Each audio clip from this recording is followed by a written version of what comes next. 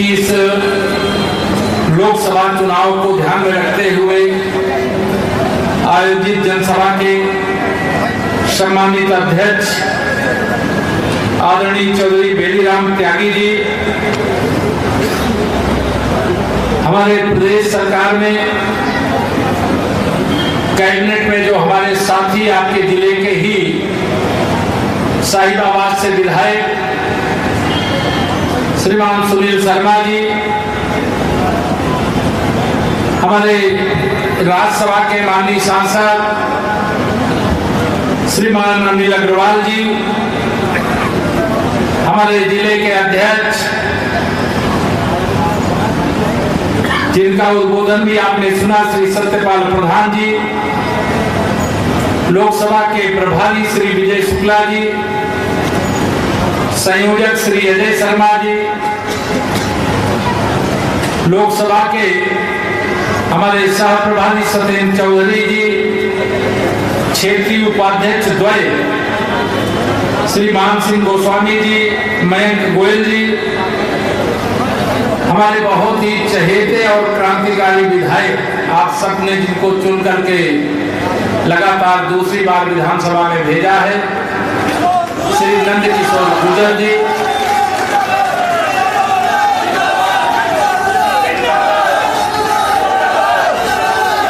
जब मैं प्रदेश अध्यक्ष बना था उस समय जिला अध्यक्ष नंद किशोर गुर्जर जी थे। एक पहली ग्राम चौपाल लगाई गई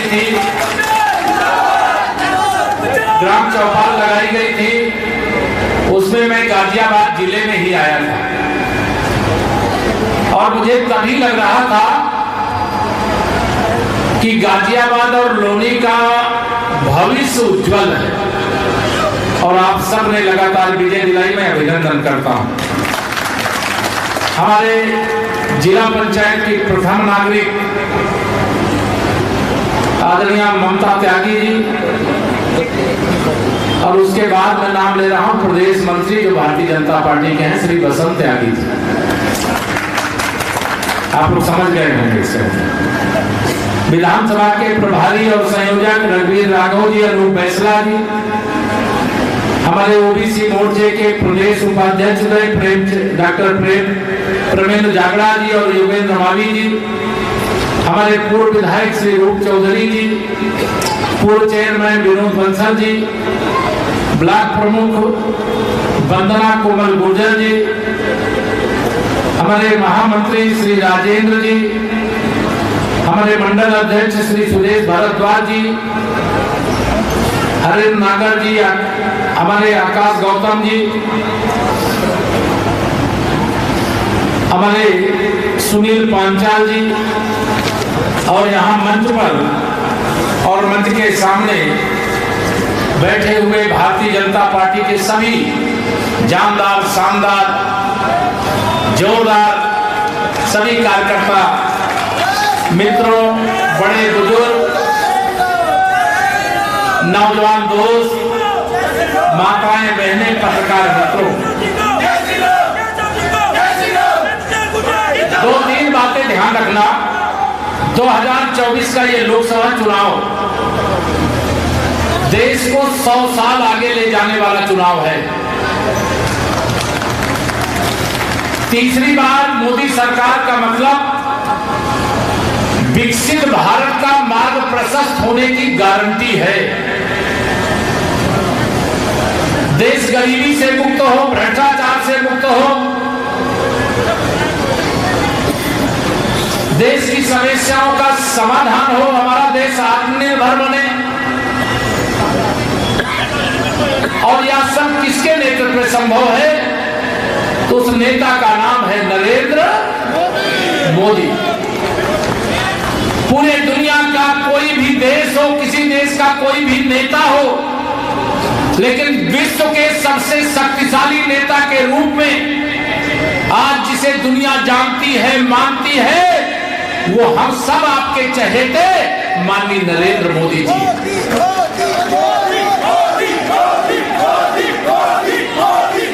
सारी विरोधी पार्टियां एकजुट हो रही हैं। वो कह रहे हैं कि हम तीसरी बार मोदी जी को प्रधानमंत्री नहीं बनने देंगे। आप बताओ, ये सारे विरोधी एक होकर के मोदी जी को तीसरी बार प्रधानमंत्री बनने से रोक सकते हैं क्या? दोनों हाथ उठा के बताओ, रोक सकते हैं क्या? मैं विरोधियों को बताना चाहता हूं, ये जोश देख लो, ये कमिटमेंट देख लो कि किस प्रकार से लोगों ने मनमानस में बैठा रखा है कि 4 जून 4 बजे 400 पार, फिर एक बार प्रचंड बहुमत की मोदी सरकार। गाजियाबाद लोकसभा रिकॉर्ड बनाती है, लेकिन आपको अपना ही बनाया हुआ रिकॉर्ड 2024 में तोड़ने का काम करना है। जो पिछला रिकॉर्ड है उससे बड़ा रिकॉर्ड बनाने का काम करना है। करोगे? करोगे? दोनों हाथ में बताओ, करोगे? इस बार गाजियाबाद रिकॉर्ड वोटों से यहां से भारतीय जनता पार्टी के प्रत्याशी श्री अतुल गर्ग को विजयी बना करके आपको भेजना। आपको लगेगा कि अतुल जी को सांसद बना रहे हो, नहीं मित्रों। जब आप अपने मतदान केंद्र पर जाओगे, कमल का बटन दबाओगे, तो आपका वोट सीधे प्रधानमंत्री श्री नरेंद्र मोदी जी को जाएगा। इसकी गिनती हो रही है। माननीय नरेंद्र मोदी जी के नेतृत्व में कितना वोट भारतीय जनता पार्टी को मिल रहा है। आपको लगता है कि पूरी दुनिया में क्या संदेश जाना चाहिए कि पूरे भारत का सबसे चहेता नेता कौन है? माननीय नरेंद्र मोदी जी। इसलिए हम लोग एक नारा लगाया करते हैं। विधानसभा का चुनाव जब था, 100 में 60% वोट हमारा है, 40% वोट में बंटवारा है, बंटवारे में भी हमारा है, ये नारा लगाता था।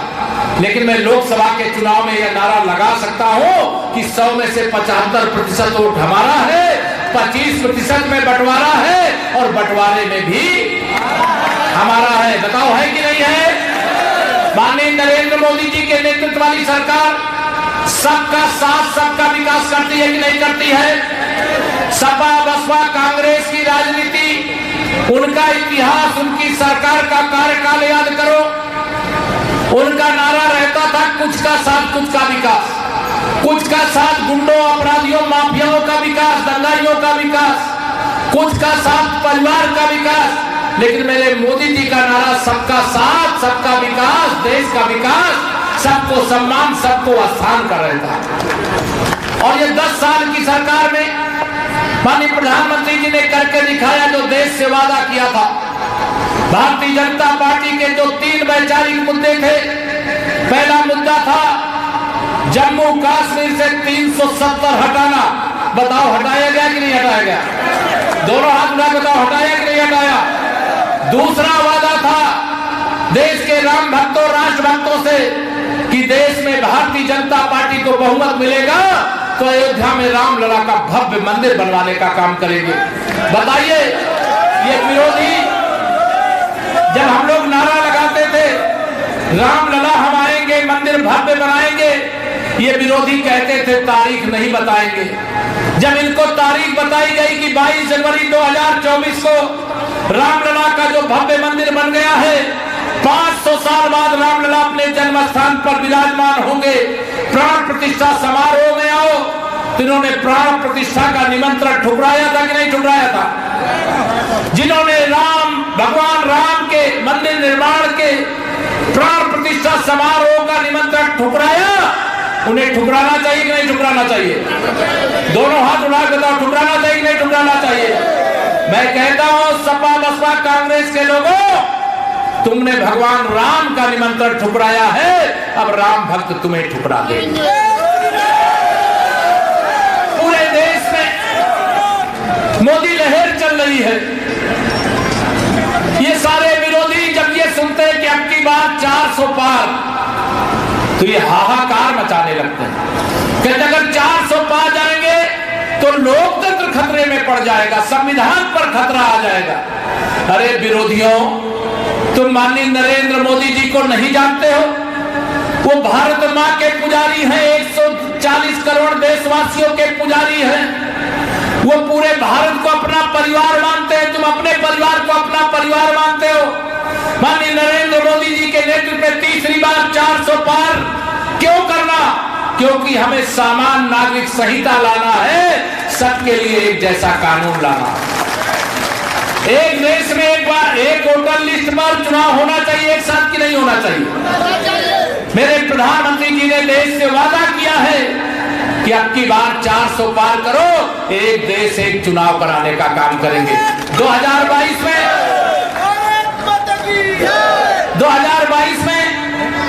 आप विधानसभा के लिए वोट डालें, अब 2024 में लोकसभा के लिए। बताओ इसमें पैसा और प्रशासन की पूरी ताकत खर्च होती है कि नहीं खर्च होती है? अगर एक देश में 5 साल में एक बार जब चुनाव होगा, विधानसभा लोकसभा का साथ चुनाव होगा, तो विकास ज्यादा होगा, पैसा कम खर्च होगा। इसलिए मेरे प्रधानमंत्री जी ने कहा एक देश एक वोटर लिस्ट एक साथ चुनाव। तीसरा, मेरे प्रधानमंत्री जी ने इस देश के अंदर अपनी सरकार को गरीबों के लिए समर्पित करने का काम किया। कोरोना काल से ही प्रधानमंत्री गरीब कल्याण अन्न योजना का राशन बताइए फ्री में वितरण हो रहा है कि नहीं हो रहा? दोनों हाथ उठा के बताइए हो रहा है कि नहीं हो रहा? प्रधानमंत्री जी ने कहा कि आने वाले 5 साल तक या फ्री में जो राशन वितरण का कार्य है ऐसे ही जारी रहेगा, उसे रोका नहीं जा सकता, ये मोदी की गारंटी है। 2014 से पहले आप याद करो जब केंद्र में कांग्रेस की सरकार थी, सपा बसपा की बैसाखी थी, पाकिस्तान की आतंकवादियों को पैदा करने वाली फैक्ट्री में प्रशिक्षण प्राप्त करके आतंकवादी भारत में आते थे, हमारे देश के वीर बांकुरों को मार करके चले जाते थे, नागरिकों को मार करके चले जाते थे। जब बदला लेने का समय आता था तो कांग्रेस की अगुवाई वाली सरकार जाके अमेरिका के सामने गिड़गिड़ाती थी। लेकिन आप सबने जब कमर का बटन दबाया तो यही देश है, इसी देश की सेना है, लेकिन आपने शासक बदल दिया। तो अगर उड़ी पे हमला हुआ तो सर्जिकल स्ट्राइक करके देश के दुश्मनों को उनकी जमीन में घुस करके मारा कि नहीं मारा? जब पुलवामा में आतंकवादी हमला हुआ तो एयर स्ट्राइक करके पाकिस्तान के अंदर जो आतंकवादियों को पैदा करने वाली फैक्ट्री थी उसको ध्वस्त किया कि नहीं ध्वस्त किया? 56 इंच के सीने वाले को जब आपने देश का प्रधानमंत्री बनाया तब आप बताइए पहले की सरकार हमारे सेना के जवानों से कहती थी अगर पाकिस्तान वाले गोली चलावे तो आप इधर से गोली तब चलाना जब दिल्ली से आदेश मिल जाए। मेरे प्रधानमंत्री मोदी जी जब बने उन्होंने कहा अगर पहली गोली मत चलाना, अगर उधर से गोली चल जाए तो दिल्ली के आदेश की जरूरत नहीं है, गोली का जवाब गोला से देने का काम करना। माननीय मोदी जी के नेतृत्व में भारत इतना शक्तिशाली हुआ है कि आज आतंकवाद समाप्त हो गया। आप सुनते हो क्या? जम्मू कश्मीर के अंदर कोई आतंकवादी हमला करने का साहस कर सकता है क्या? कहीं बम विस्फोट करने का साहस कोई कर सकता है क्या? बड़े बड़े अपराधियों आतंकियों की नकेल कस करके रखने का काम किया। जब कांग्रेस की सरकार देश में हुआ करती थी वो कहती थी हम दिल्ली से 1 रुपया भेजते हैं तो जिनके लिए भेजते हैं 15 पैसा पहुंचता है। लेकिन मेरे प्रधानमंत्री जी ने 34 लाख करोड़ रुपया 52 करोड़ जनधन के खाते खोल करके लोगों के खाते में भेजा और पूरा 34 लाख करोड़ रुपया पहुंचा। मैं आप सब लोगों को आज यहां पर आह्वान करना चाहता हूं 2024 के यह चुनाव आत्मनिर्भर भारत की गारंटी वाला चुनाव है। 2024 का यह लोकसभा चुनाव देश को आगे बढ़ाने वाला चुनाव है। 2024 का यह लोकसभा चुनाव जो विरोधी कहते 400 से ज्यादा सीटें पा जाएंगे तो ये लोकतंत्र खत्म कर देंगे। अच्छा ये बताओ, ये सपा वाले बसपा वाले कांग्रेस वाले जो नेता चाहे श्री राहुल गांधी श्री अखिलेश यादव जी चाहे मायावती जी हो, इनका राजनीतिक भविष्य खतरे में है कि नहीं खतरे में? दोनों हाथ उठा के बताओ है कि नहीं है?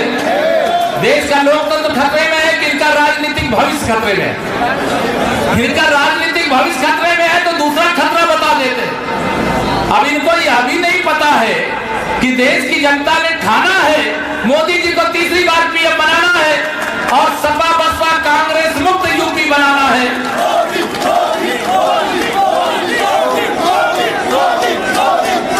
अब गाजियाबाद में रिकॉर्ड बनाना और लोनी में भी रिकॉर्ड बनाना है।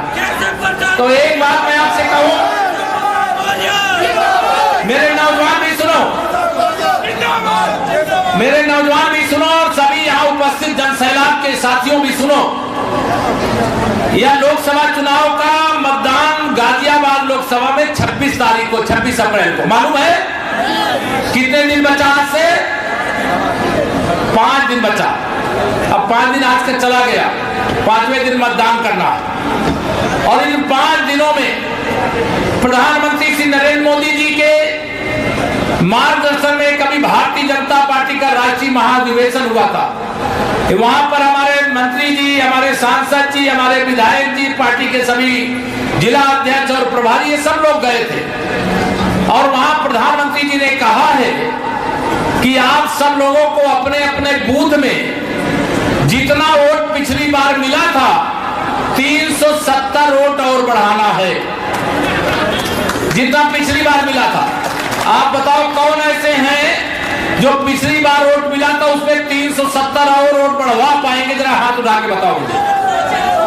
सब लोग बढ़ा पाओगे?